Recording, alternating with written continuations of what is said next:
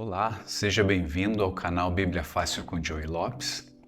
Este é o terceiro vídeo de uma série de estudos bíblicos onde nós estamos estudando este guia aqui chamado Jesus Restaurador da Vida. E nessa terceira lição nós vamos aprender um pouco mais sobre Jesus e a restauração do bem. O que aconteceu lá atrás, de acordo com a Bíblia, que modificou o ambiente perfeito que existia? O que aconteceu lá atrás? E por que é tão importante a restauração do bem? Deus nos criou livres, de acordo com o texto de hoje, e Ele não nos obriga a amá-lo. Ele escolheu assumir o risco de ser rejeitado, sabendo que o verdadeiro amor só é real quando existe liberdade. E por nos ter dado liberdade, houve a possibilidade da rejeição. E a rejeição é, em outras palavras, o pecado, né? Uma tentativa aberta do ser humano rejeitar a lei de Deus, rejeitar o Deus que nos ama. Mas é assim mesmo, só existe amor quando existe liberdade. Do contrário, seríamos apenas seres programados para alguma coisa, não é verdade? E cabe a nós, que decidimos andar com Jesus, segurarmos firmes na mão dele para vencer o mal que existe neste planeta. E nesse estudo nós vamos entender um pouco mais sobre o grande conflito entre o bem e o mal e como Deus atua para trazer a vida e a paz ao mundo. Nós vamos agora abrir as nossas Bíblias no livro de Mateus, que é o primeiro livro do Novo Testamento. Mateus capítulo 13, dos versos 24 a 30. E depois do 36 ao 43. Nessa passagem bíblica, nesses textos bíblicos, nós vamos relembrar ou aprender, para quem não conhece, a parábola do joio e do trigo. Parábola, como já expliquei em outros vídeos, é uma história inventada que é utilizada para ilustrar uma verdade importante que Jesus queria passar para os seus ouvintes. Então vamos abrir as nossas Bíblias agora no livro de Mateus, capítulo 13, dos versos 24 a 30. Diz assim: outra parábola lhes propôs, Jesus falando, dizendo: o reino dos céus é semelhante a um homem que semeou boa semente no seu campo, mas enquanto os homens dormiam, veio o inimigo dele, semeou o joio no meio do trigo e retirou-se. E, quando a erva cresceu e produziu fruto, apareceu também o joio. Então, vindo os servos do dono da casa, lhes disseram: Senhor, não semeaste boa semente no teu campo? De onde vem, pois, o joio? E ele, porém, lhes respondeu: um inimigo fez isso. Mas os servos lhe perguntavam: queres que vamos e arranquemos o joio? Não, replicou ele, para que ao separar o joio não arranqueis também com ele o trigo. Deixai-os crescer juntos até a colheita, e no tempo da colheita direis aos ceifeiros: ajuntai primeiro o joio e atai-o em feixes para ser queimado, mas o trigo recolhei-o no meu ceifeiro. Esse era o verso 30. Agora vamos para o verso 36. Então, despedindo as multidões, foi Jesus para casa, e chegando-se aos seus discípulos, eles disseram: explica-nos a parábola do joio do campo. E ele respondeu: o que semeia boa semente é o Filho do Homem, falando do próprio Deus, falando de Jesus. O campo é o mundo, a boa semente são os filhos do reino, o joio são os filhos do maligno. O inimigo que o semeou é o diabo. A ceifa é a consumação dos séculos, ou seja, e os ceifeiros são os anjos. Pois, assim como o joio é colhido e lançado ao fogo, assim será na consumação dos séculos, nos últimos tempos, quando Jesus voltar. Mandará ao Filho do Homem os seus anjos, que ajuntarão do seu reino todos os escândalos e os que praticam a iniquidade, e os lançarão na fornalha acesa. Ali haverá choro e ranger de dentes. Então os justos resplandecerão como o sol no reino de seu Pai. Quem tem ouvidos para ouvir, ouça. Então, essa parábola, o próprio Jesus explicou o que queria dizer, comparando o reino de Deus e toda a história, todo o conflito que está acontecendo, onde Jesus está buscando conquistar o coração e a mente dos seus filhos, dos seres humanos, e Satanás, em contrapartida, está procurando confundi-los, causar destruição, causar desentendimento e fazer com que o ser humano se rebele contra Deus. Então, essa parábola ela explica uma história muito importante. Bom, com esse contexto, agora a gente já pode ir para a primeira pergunta, né? Despertado o nosso interesse, a nossa curiosidade sobre esse conflito que existe, nós podemos ir para a primeira pergunta. Onde o mal começou? E aí nós vamos abrir as nossas Bíblias no último livro, que é o livro do Apocalipse, capítulo 12, versos 7, 8, 9 e 10. Apocalipse, capítulo 12, versos 7, 8, 9 e 10 diz assim: Houve peleja no céu, ou seja, houve guerra no céu. Miguel e seus anjos pelejaram contra o dragão, também pelejaram o dragão e seus anjos. Todavia não prevaleceram, nem mais se achou no céu o lugar deles. E foi expulso o grande dragão, a antiga serpente, que se chama Diabo e Satanás, o sedutor de todo o mundo. Sim, foi atirado para a terra, e com ele os seus anjos. Então ouvi grande voz do céu, proclamando: Agora veio a salvação, o poder, o reino do nosso Deus e a autoridade do seu Cristo. Pois foi expulso o acusador de nossos irmãos, o mesmo que os acusa de dia e de noite diante do nosso Deus.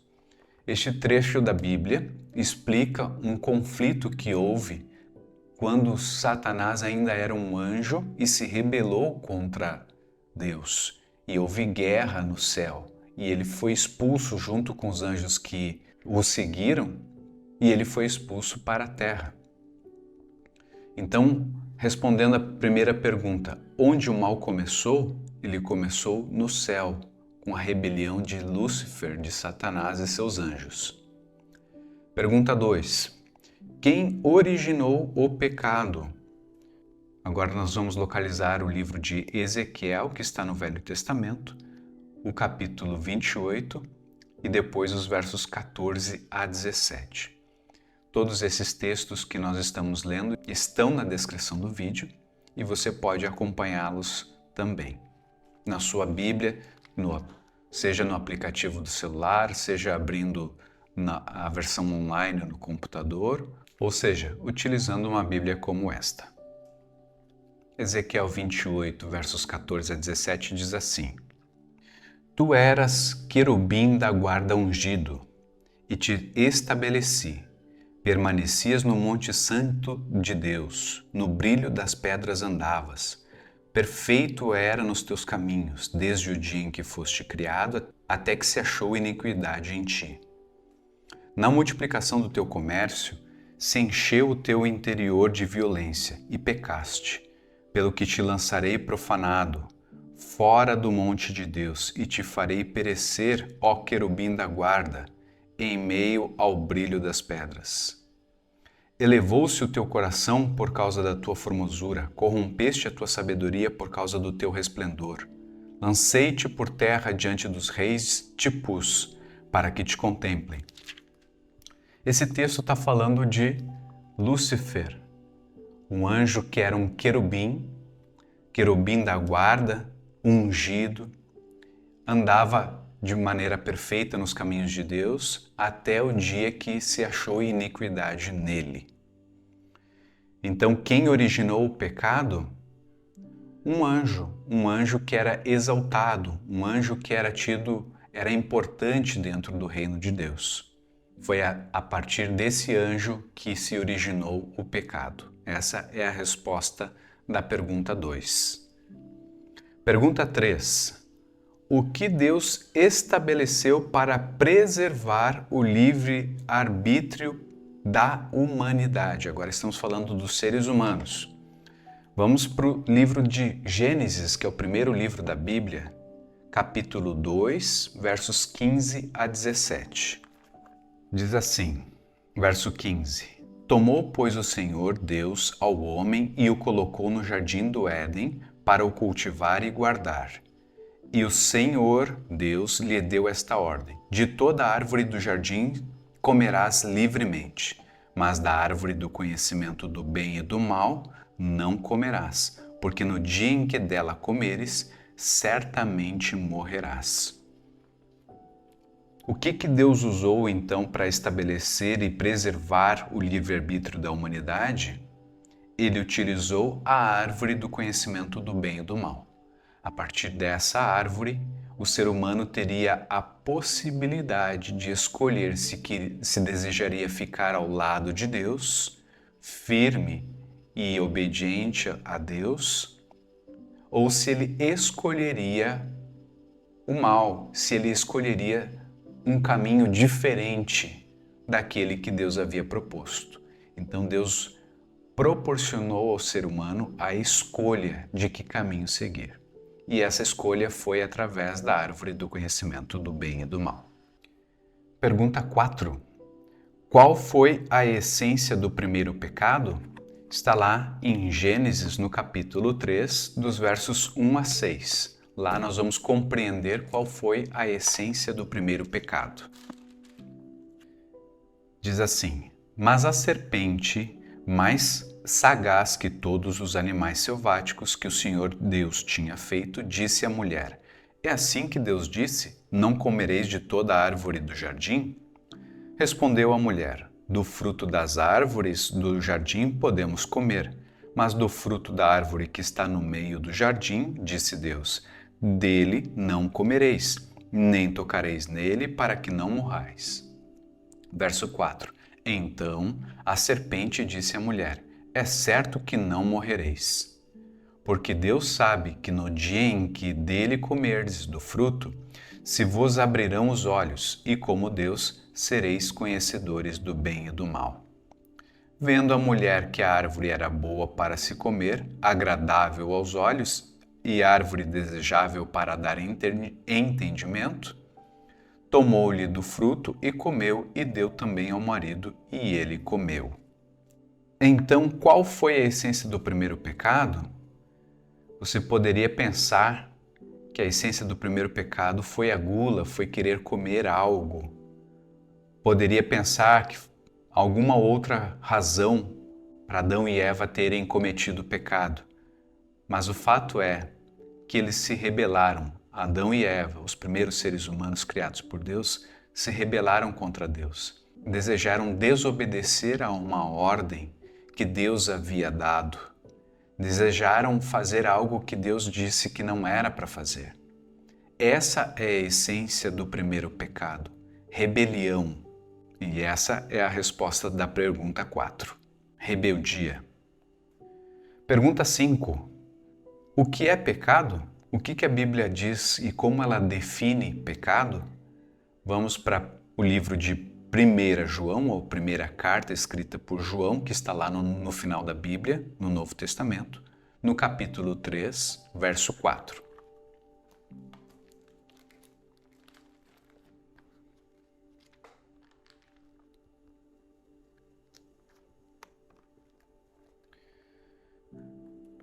Neste texto diz assim: Todo aquele que pratica o pecado também transgride a lei, porque o pecado é a transgressão da lei.